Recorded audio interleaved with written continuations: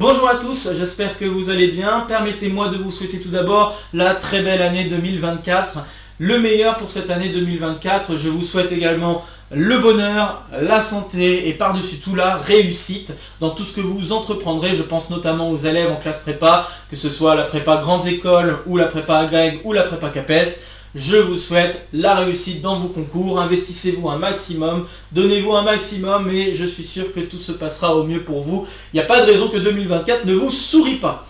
Donc voilà, le meilleur pour tout le monde et également la réussite pour tout le monde dans tout ce que vous entreprendrez. Je ne pense pas que aux élèves en classe prépa, je pense également à ceux qui sont en licence, maîtrise, doctorat, mais éventuellement les petits curieux de terminale qui regardent ces vidéos sans forcément tout comprendre. Voilà, je vous souhaite le meilleur, la réussite, la santé, le bonheur. Voilà, je ne vais pas me répéter 100 fois, mais voilà, ça fait plaisir de partager ces bonnes ondes et voilà, de vous faire... de vous donner un élan supplémentaire pour cette année 2024, de faire en sorte que tout se passe au mieux. Bon, voilà, je pense en avoir terminé avec ces belles paroles. Alors on va partir pour ce nouveau numéro de l'Exode-Call, numéro 81, avec cet énoncé. Nous avons une matrice A qui est inversible à coefficient réel, et on aimerait montrer qu'il existe un unique couple OS, tel que A s'écrit comme produit de O fois S, avec O une matrice orthogonale, et S une matrice symétrique définie positive. Bon, vous l'aurez compris, cet énoncé d'exercice s'adresse davantage aux élèves en deuxième année de classe préparatoire aux grandes écoles, mais éventuellement les petits curieux également qui se préparent pour le CAPES ou l'agrégation. Donc cet exercice a un résultat assez connu sur les matrices, ça s'appelle la décomposition polaire. On verra, une fois la résolution faite, pourquoi ça s'appelle décomposition polaire. Il y a vraiment une raison à ça, une raison qui est très proche en fait finalement de ce qui se passe pour les nombres complexes, sans trop spoiler de ce qui va venir. Et puis on pourrait se poser aussi des questions sur le fait de devoir prendre une matrice inversible. Qu'est-ce qui se passerait si on voulait essayer de prendre une matrice quelconque à coefficient réel? Bref, ce sont des questions sur lesquelles on se posera après avoir fait une résolution. Et tout d'abord, comme vous connaissez déjà la chanson, je vous invite à faire une petite pause sur la vidéo pour essayer de résoudre cet exercice avant que je ne vous dise quoi que ce soit d'autre. Ok, j'espère que vous aurez essayé. C'est un joli petit exercice. Ok, alors si je veux déterminer un couple de matrices qui vérifierait ce genre de conditions, ce que je pourrais faire dans un premier temps, c'est me poser la question, qu'est-ce qui peut se passer si A égale O fois S, afin de déterminer comment je peux déterminer le S, la matrice S qui serait utile. Alors ce qu'on pourrait faire comme opération, peut-être un peu bébête, mais à laquelle on pourrait penser parce qu'on travaille avec des matrices orthogonales, et les matrices orthogonales, on sait qu'il y a une certaine propriété qu'elles doivent vérifier, notamment le fait que la matrice transposée est son inverse. On pourrait jouer donc avec un produit qui serait le suivant. Si je m'amuse à faire transposé de A fois A, qu'est-ce qui se passe? Eh bien je vais avoir transposé de S, transposé de O, parce que attention, un produit A fois B transposé, ça fait B transposé A transposé. Ok? Et puis ensuite j'ai OS, et là on voit le produit transposé de O fois O qui va me permettre de dire, bon ça fait identité. Et de plus, je sais que ma matrice S, elle est symétrique, donc transposé de S, c'est S. Donc, ce calcul, finalement, me donne S carré.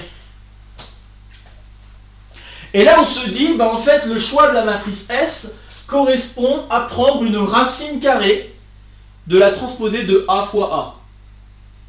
Et c'est là notre point de départ. Donc, la bonne idée, en fait, c'est de déterminer dans un premier temps la matrice S, puis ensuite, la matrice O va se déduire à partir de la matrice S.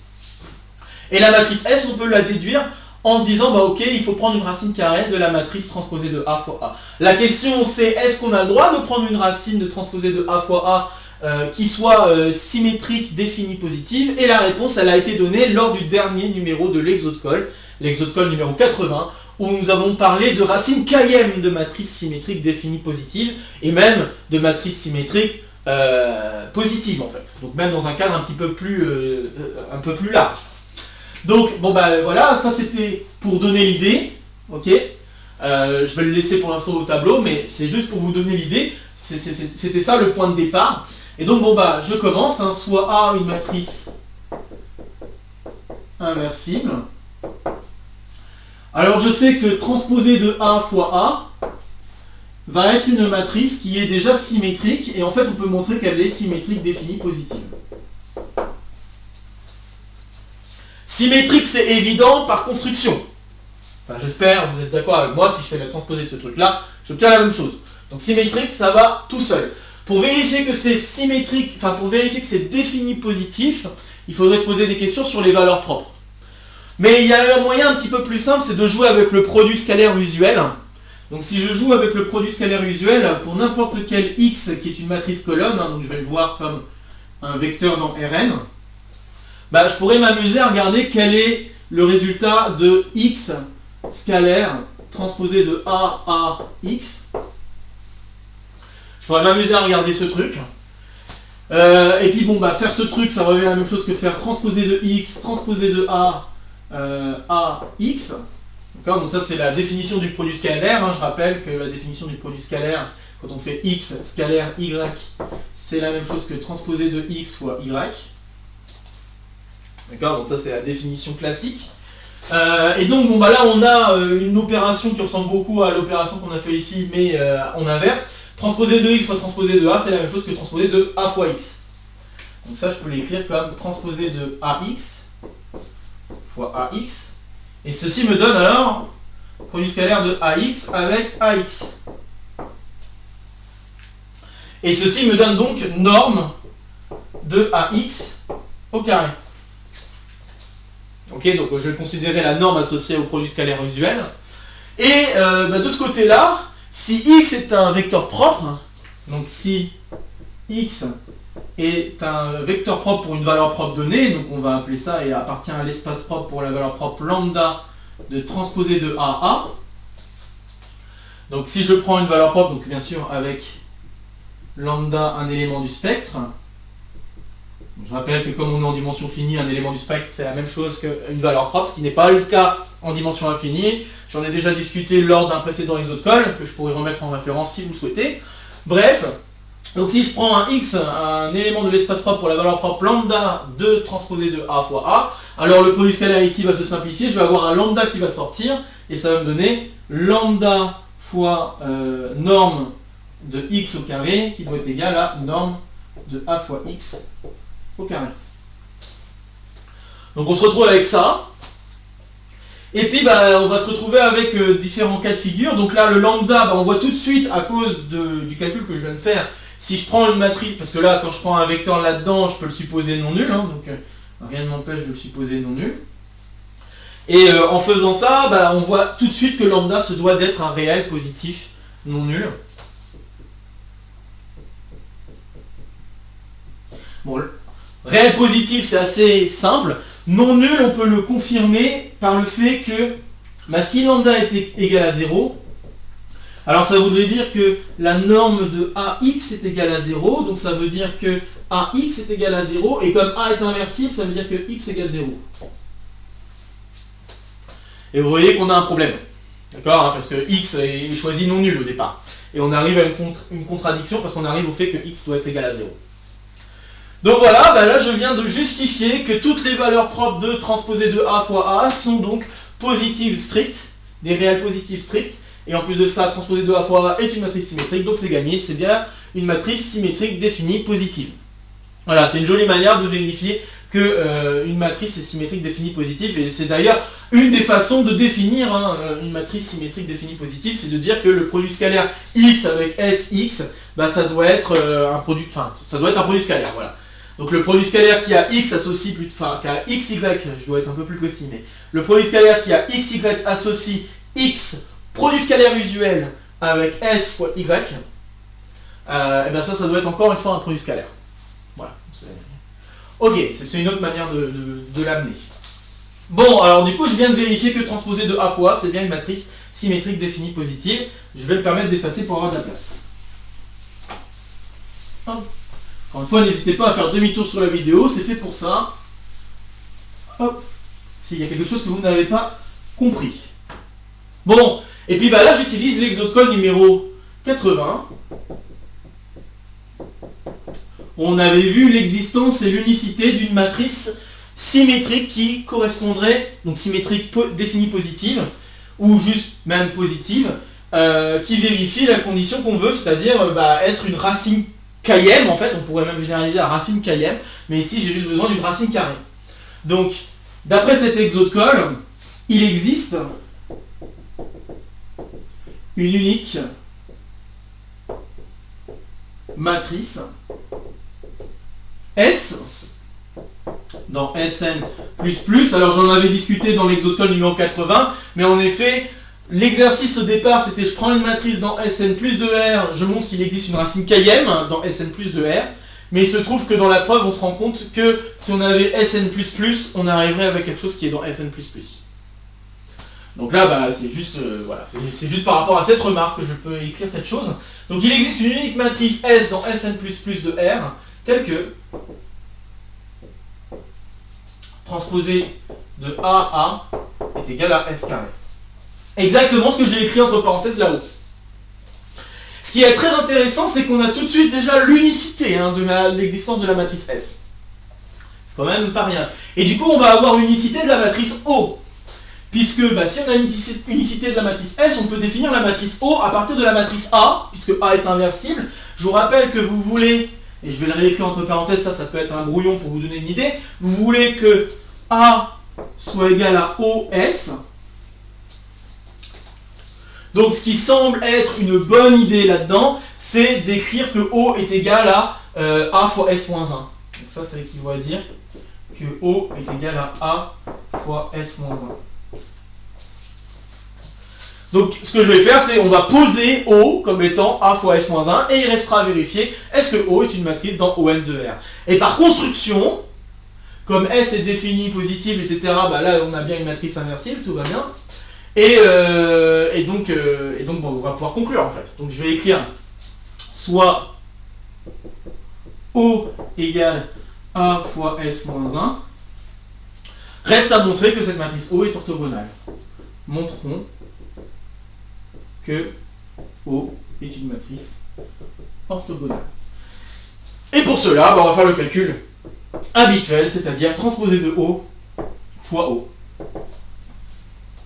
Donc si je fais transposer de O fois O, qu'est-ce que j'obtiens? J'obtiens S-1 transposé fois transposé de A fois A fois j'ai S ici. S-1.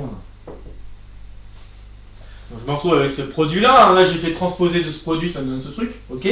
Alors quelque chose d'intéressant à savoir, c'est que la transposition et le fait d'inverser une matrice, ce sont deux opérations qui commutent l'un par rapport à l'autre. Donc ça va me permettre d'écrire que ça c'est la même chose que S-1. Et puis transposer de A fois A, on a fait en sorte que ce soit égal à S carré. Donc en fait on va se retrouver avec S-1 fois S carré fois S-1. Et ça, vous l'aurez compris, ça donne bien l'identité. Donc c'est gagné, ça veut bien dire que O est dans ON de R. Et on a donc prouvé à la fois existence et unicité. L'existence, c'est par la construction, on a trouvé un S grâce à l'exo de Cole précédent, et on a trouvé un O à partir du S. Ok? Donc ça c'est l'existence. Et l'unicité vient de l'unicité de la matrice symétrique définie positive. Donc on a l'unicité ici, pour la matrice symétrique définie positive, et cela implique l'unicité pour la matrice O qui doit s'écrire A fois S-1. Puisque S est inversible, je peux écrire toujours de cette manière-là. Donc j'ai pas le choix, c'est bien existence plus unicité, donc on a gagné, on a bien le résultat voulu. Bon voilà pour cet exo de Cole. Alors maintenant, si on voulait aller plus loin, déjà dans un premier temps, j'aimerais bien remplacer GLN de R par MM de R. Ce qui paraît pas délirant de se poser ce genre de questions. Alors si on y réfléchit un petit peu, transposer de A fois A, ça sera toujours une matrice symétrique, mais cette fois-ci, elle ne sera pas définie positive, elle sera juste positive. D'accord? Donc ça veut dire que c'est pas impossible qu'une valeur propre lambda soit nulle. C'est pas impossible sur ce coup-là. Mais elles vont devoir être positives. Les racines vont devoir être positives. Donc je vais me permettre, alors je vais effacer ce que j'ai mis entre parenthèses. Ou peut-être pas. Je vais laisser la parenthèse, c'est bien. Hop. Et je vais juste effacer. Vous allez voir, en fait le raisonnement est quasiment similaire. Le seul truc qui va nous embêter, c'est la définition de la matrice O finalement. on va se rendre compte que ça va être ça qui va nous embêter le plus. Mais si on voulait essayer de travailler dans Mn de R, on pourrait se dire, ok, je prends une matrice dans Mn de R. Bon, voilà, je sais que transposer de A fois A, ben là, je sais là cette fois-ci que c'est une matrice dans Sn plus de R. Donc il existe une unique matrice A, l'existence d'une unique matrice, ça marche aussi dans Sn plus de R. Hein. Donc je vais avoir ceci, tel que ça. Et là, bah là on voit le problème, d'accord, hein, parce que cette fois-ci la matrice S n'est pas nécessairement inversible. Donc ça va être un peu plus difficile de définir ce que va être la matrice O. On voit tout de suite le problème. Donc il va falloir faire un raisonnement différent finalement. On se rend compte qu'on ne peut pas s'amuser à faire le même type de raisonnement que tout à l'heure. Il va falloir faire un raisonnement différent. Et le bon raisonnement à faire pour vraiment amener le résultat comme il faut, c'est de jouer avec la densité de GLN de R dans un Mn de R.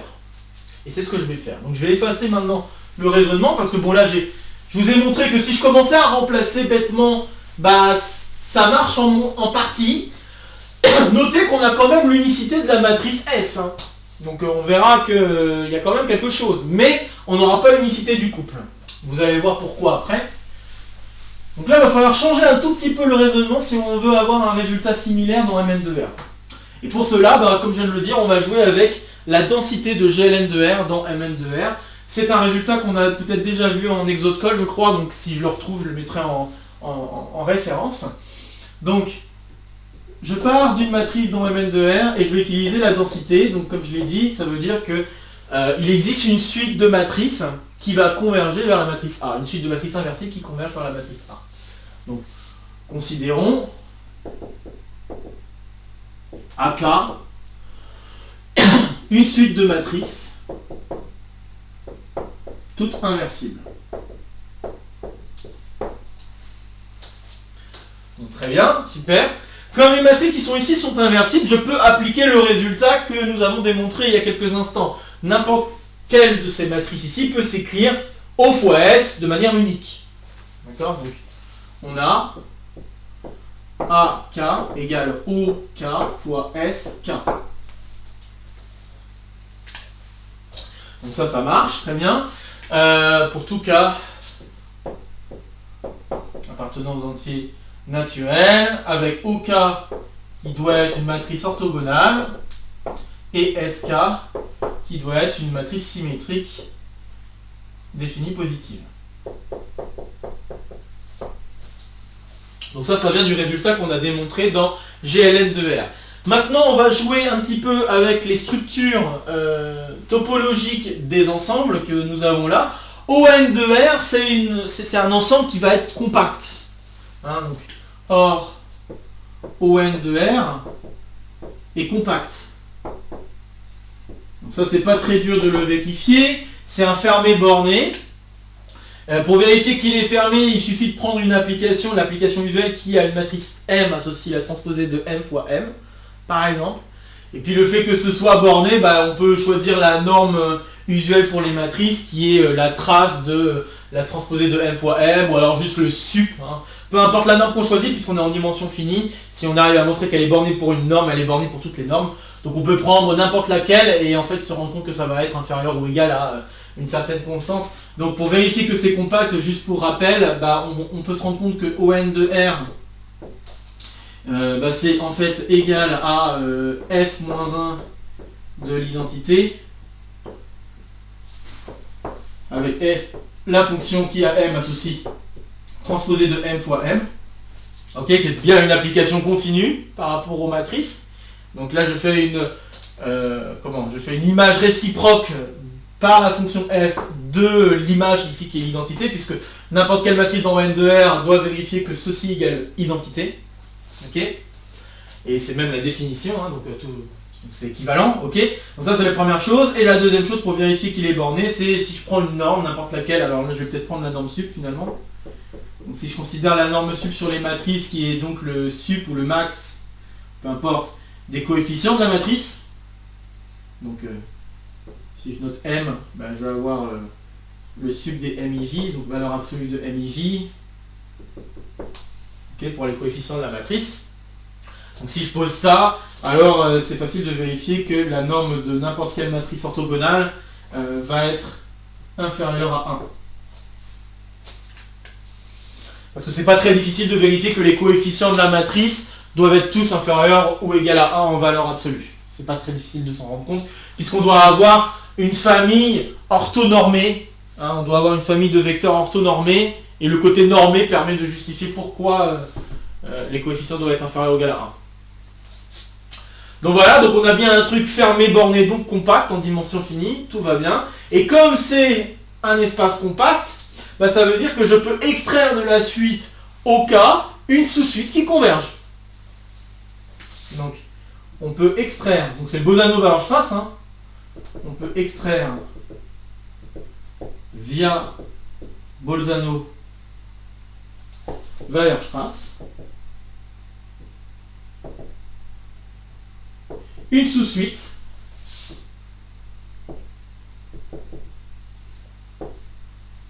donc une sous-suite, je sais pas, Ophica, disons, qui converge vers une matrice O qui sera dans ON de R. Bon voilà, impeccable, super. Et donc, maintenant la question c'est qu'est-ce qu'il en est pour SNK. On va en déduire alors que SNK va converger, parce qu'on savait déjà que AK converge vers A. Donc A phi K converge vers A. O phi K va converger vers O. Et S, du coup S phi K va devoir converger vers une matrice. La question c'est est-ce que la matrice qu'on obtient est bien une matrice symétrique positive, hein, parce que bon là comme je l'ai dit on va plus avoir des finis positives. La réponse est assez simple à vérifier, parce qu'on a une suite de matrices qui est symétrique définie positive.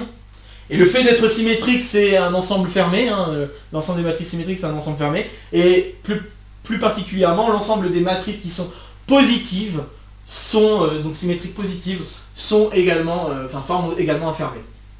Donc voilà, ce que je vais dire c'est que, ok, on a donc A phi K égale O phi K fois S phi K. Et comme O est une matrice orthogonale, elle est inversible, donc rien ne m'empêche d'écrire S égale O phi K moins 1, enfin S phi K égale O phi K moins 1 fois A phi K. Donc ce que je vais avoir, c'est donc que S phi K converge également. Donc comme A phi K converge vers A, O phi K converge vers O, et que O est inversible. Je sais pas à quel point j'ai vraiment besoin qu'elle soit inversible, mais bon, je m'en sers parce que comme ça au moins c'est dit et ça me permet d'écrire S phi K en fonction du reste, donc voilà. Donc comme O est inversible, alors donc les O phi K et les O, et le O aussi, O phi K et O, ok, on a que S phi K converge vers un certain S, et la question c'est est-ce que le S est bien une matrice symétrique positive. La réponse est la suivante. On sait que S phi K appartient à Sn++ de R, qui est inclus dans Sn+. Or, Sn+, est un fermé.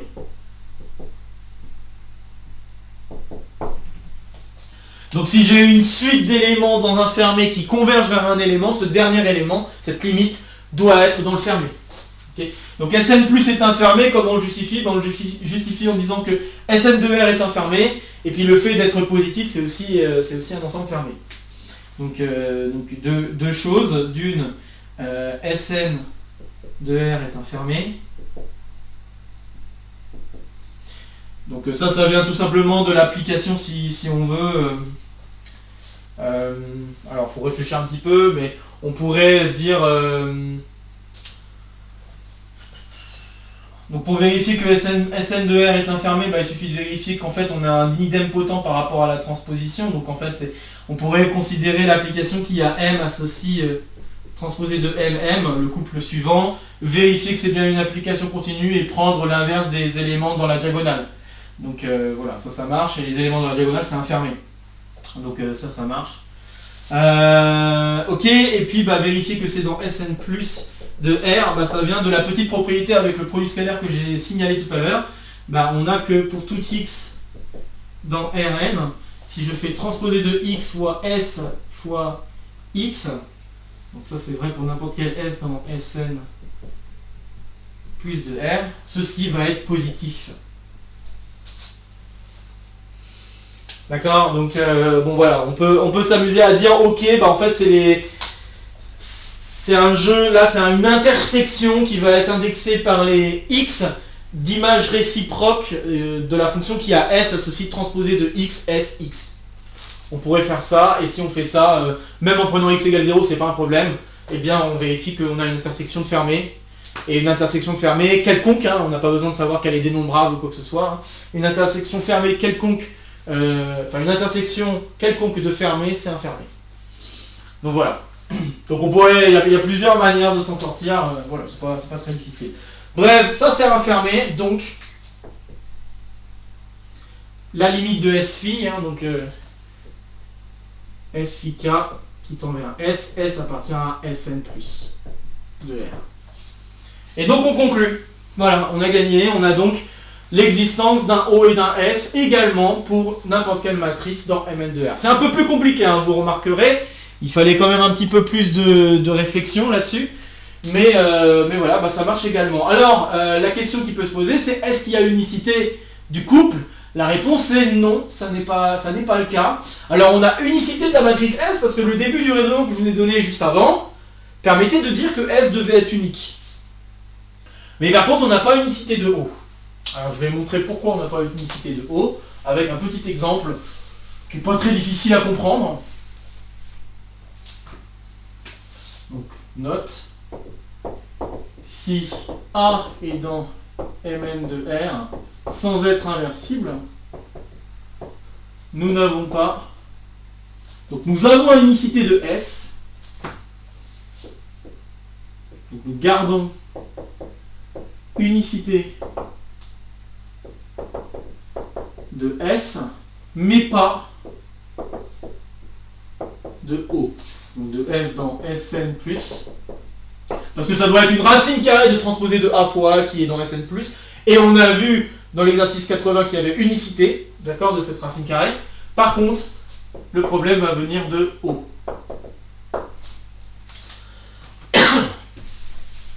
Car vous l'avez vu juste avant, on n'a pas pu définir O à partir de S, pas directement en tout cas. Donc il a fallu y réfléchir un peu plus, puisque comme A n'est pas inversible, cette fois-ci on peut pas s'amuser à faire n'importe quel calcul. Et S n'est pas inversible non plus, hein, dans les cas où A n'est pas inversible, donc on ne pouvait pas s'amuser à faire n'importe quel calcul malheureusement sur ce coup-là. Donc, un exemple. Alors il faut que je travaille avec une matrice dans... alors je réfléchis, mais je pense que je pourrais faire un exemple très très simple. Donc si je travaille dans N2 de R par exemple, bah, la matrice nulle, tout bêtement,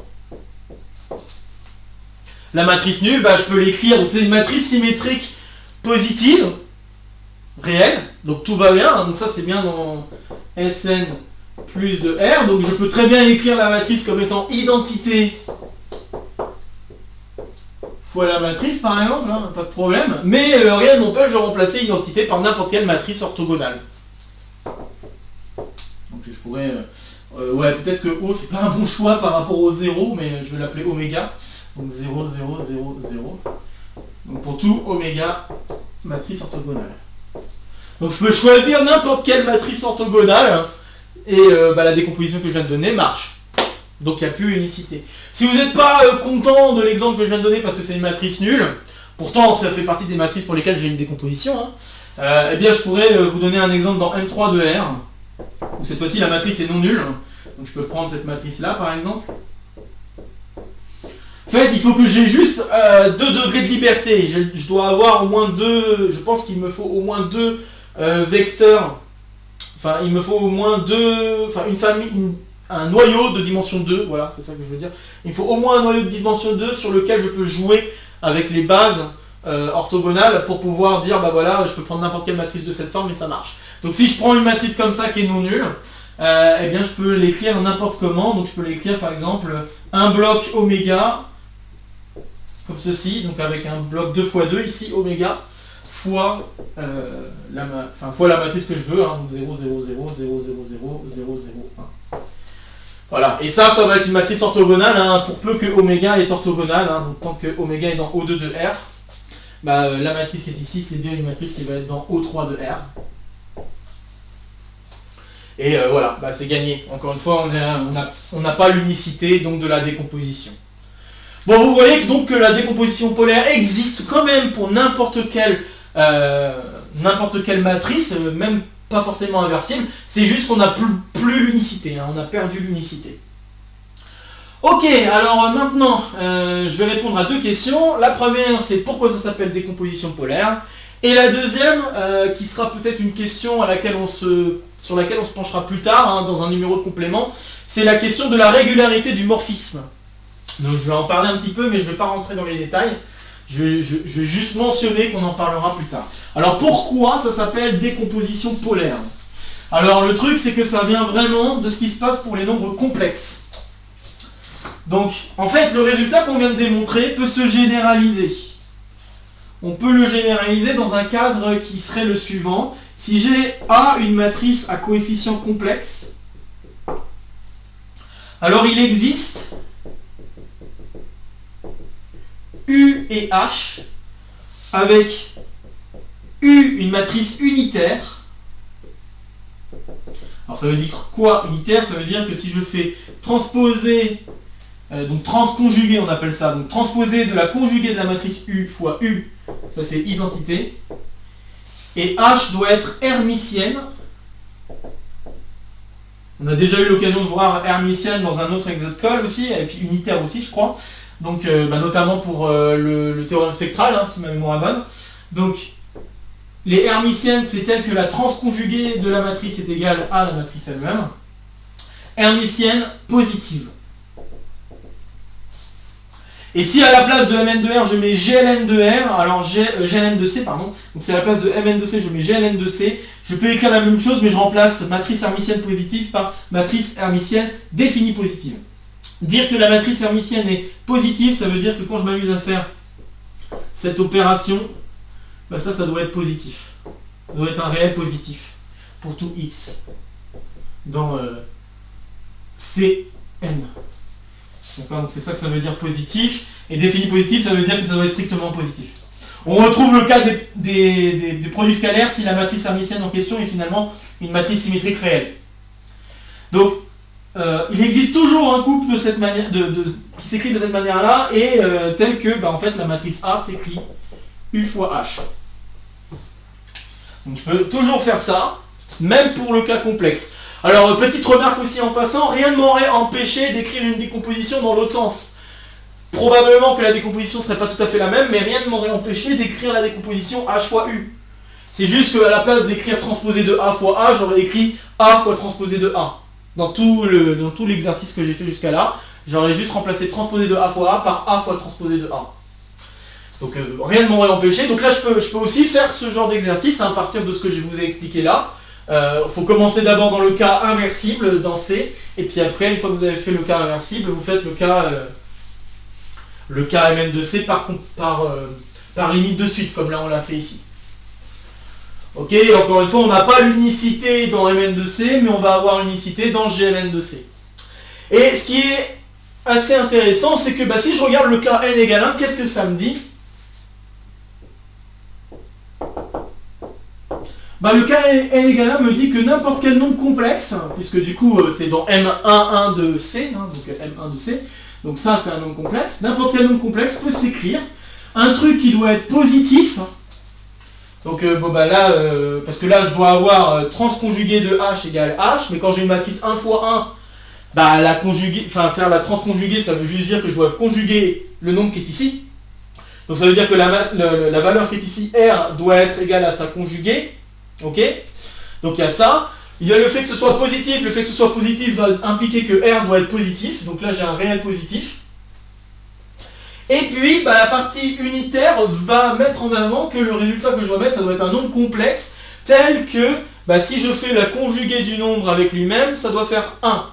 Donc ça veut dire que le nombre que je dois mettre, ça doit être un nombre de normes égal à 1, ou de modules égal à 1.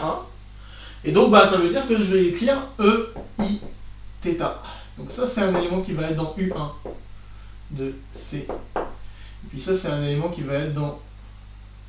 Ça appartient, ouais, c'est ça. Donc ça appartient aux matrices hermitiennes positives. défini positif si R est positif strict ou enfin bref. Ouais, je peux mettre R supérieur ou égal à 0 parce que je peux mettre égal à 0 potentiellement. Mais en fait voilà, on retrouve, donc comme j'essaie de l'expliquer ici, dans ce cas particulier, on retrouve la décomposition polaire de n'importe quel nombre complexe. Le fait d'écrire un nombre complexe comme R fois EIθ. Le EIθ correspond au choix d'une matrice unitaire et le R correspond au choix d'une matrice hermitienne positive. Et donc ça vient de là, hein. Donc le nom décomposition polaire vient du fait que si on généralise un tout petit peu plus le résultat, on retrouve la décomposition polaire de n'importe quel nombre complexe. Donc ça c'est la première chose que je voulais vous dire. La deuxième chose qu'on verra en complément, donc ça sera pour la prochaine fois, en complément. Alors je sais pas quel sera le numéro du complément, je pense que ce sera le numéro 5, parce que j'ai déjà prévu de faire les formules de Stirling pour le mois de janvier. Donc ce sera certainement le complément 5, donc pour le mois de février. Eh bien, on verra que en fait, le morphisme qui a une matrice A a ceci OS, dans le cas où on se restreint dans GLN de R, vers donc ON de R fois SN++ de R, ben on peut s'amuser, hein, bon ça demande quand même pas mal de boulot et ça demande des connaissances supplémentaires, mais on peut s'amuser à vérifier que cette application-là va être une application qui est un homéomorphisme, et même encore plus encore, on peut vérifier que c'est un difféomorphisme. Donc c'est un homéomorphisme. Donc un homéomorphisme, ça veut dire que c'est une bijection continue dont la réciproque est également continue. C'est ça que ça veut dire. Et difféomorphisme, bon, ça veut dire un petit peu plus, ça veut dire que la dérivée, donc ça veut dire qu'elle est différenciable, et il y a une question de dérivée qui ne s'annule pas. Difféomorphisme. Donc en fait, ça veut dire que la dérivée, en quelque sorte, va pouvoir s'inverser. Sans rentrer dans les détails, mais voilà, on peut même aller plus loin. On pourrait même montrer que c'est un difféomorphisme. Moi, ce qui va m'intéresser, je pense, pour le complément, c'est de montrer que c'est un homéomorphisme. Difféomorphisme, on verra si le temps me le permet ou si j'ai suffisamment travaillé la chose pour pouvoir le faire. Mais voilà, j'aimerais vous en parler un petit peu plus. Donc ça sera l'objet du numéro 5 du complément qui se fera donc au mois de février. Bon voilà, je pense avoir dit suffisamment de choses concernant cet exercice. Il y a vraiment pas mal de choses intéressantes à tirer, notamment sur la méthode de résolution de cet exercice. Donc déjà, dans le cas GLN de R, c'était assez intéressant. Et puis dans le cas MN de R, il faut jouer avec la topologie finalement. On ne peut pas construire la matrice O à partir de S et de A, puisque cette fois-ci, la matrice S n'a pas de raison d'être inversible. Donc on a ce genre de problème qui apparaît. On est obligé de jouer avec la topologie sous-jacente autour de ON de R et de SN+ de R. Donc je trouve ça vachement intéressant comme façon de résoudre l'exercice. Et puis voilà, des trucs où on pourrait aller plus loin, donc vérifier ce truc là. Ça je pense que c'est pas très dur, hein. Vraiment c'est pas très dur, à condition qu'on se sente un peu à l'aise avec les matrices hermitiennes, mais c'est pas très dur de vérifier que la décomposition polaire que je vous ai expliqué là marche également dans le cas où on a une matrice dans Mn de C, puis qu'on joue avec des matrices hermitiennes unitaires. Je vous ai donné les définitions, à mon avis même en deuxième année de classe préparatoire, ça peut se faire, ça peut se jouer. Puisque il y aurait peut-être juste un petit truc, c'est de vérifier que UN de R est bien compact, mais ça peut se jouer de la même manière que ce que j'ai fait pour ON de R. Puis matrice hermitienne, positive, là pareil, il faut vérifier que cet ensemble-là est infermé, mais ça aussi c'est pas très dur à vérifier. Bref, voilà, je n'ai pas grand chose d'autre à ajouter à mon avis concernant cet exercice, donc on peut s'arrêter là. Comme d'habitude, n'hésitez pas à partager la vidéo si vous connaissez des camarades qui seraient intéressés par cette vidéo ou par le contenu de la chaîne de manière un peu plus générale. N'hésitez pas à laisser en commentaire vos questions, vos remarques, vos retours concernant cet exercice. Comme d'habitude, je vérifie quand même, mais n'hésitez pas à vous abonner, à activer la cloche également pour avoir les dernières news de la chaîne, à me soutenir. Et puis de nouvelles vidéos vont se proposer à vous pour continuer à faire le tour de la chaîne. Encore une fois, je vous souhaite une très belle année 2024, réussite, santé, bonheur, tout le meilleur pour cette année 2024. Et on se retrouve très vite pour de prochaines aventures mathématiques. Portez-vous bien, à très bientôt. Salut à tous!